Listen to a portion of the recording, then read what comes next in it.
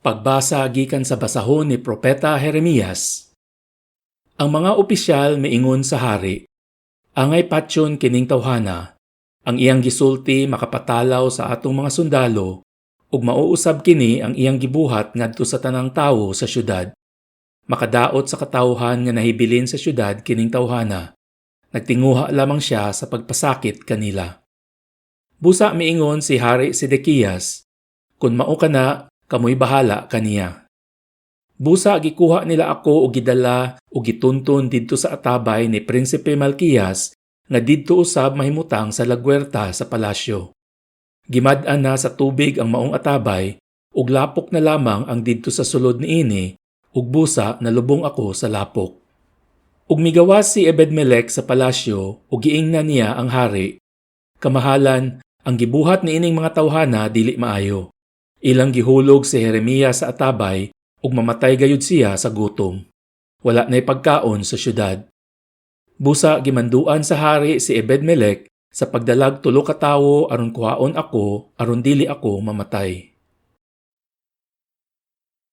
Pagbasa gikan sa sulat ni San Pablo ngadto sa mga Hebreyo. Sanglit gilibutan man kita niining dakong pundok sa mga saksi. Isalikway ta ang tanan nga nakababag kanato ug ang sala nga naghawid kanato pag-ayo ug daganon ta nga matinud-anon ang lumba nga atong gisalmutan. Itutok ta ang atong mata kang Hesus nga maoy gisandigan sa atong pagtuo ug maghingpit niini. Wala siya mulunga bisan pa sa iyang pag-anto sa krus ug wala niya igsapayan ang kaulaw sa pagpakamatay didto sa krus tungod sa kalipay nga madawat niya. Ug naglingkod siya karon sa tuo sa trono sa Dios.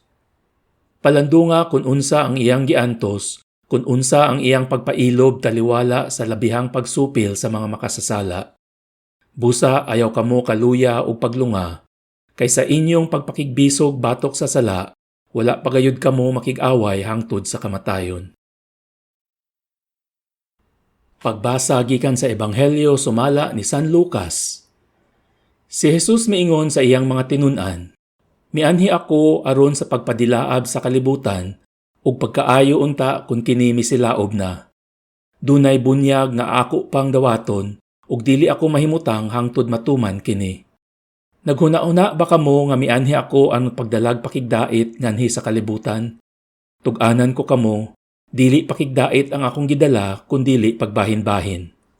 Sukad karon ang usa ka panimalay nga may 5 ka sakop mabahin. 3 batok 2 ug 2 batok 3. Ang amahan makigbatok sa iyang mga anak nga lalaki ug ang mga anak lalaki makigbatok sa ilang amahan. Ang inahan makigbatok sa iyang mga anak nga babayi ug ang mga anak nga babayi makigbatok sa ilang inahan. Ang ugangang babayi makigbatok sa iyang mga binalayi ug ang mga binalayi makigbatok sa ilang ugangang babayi.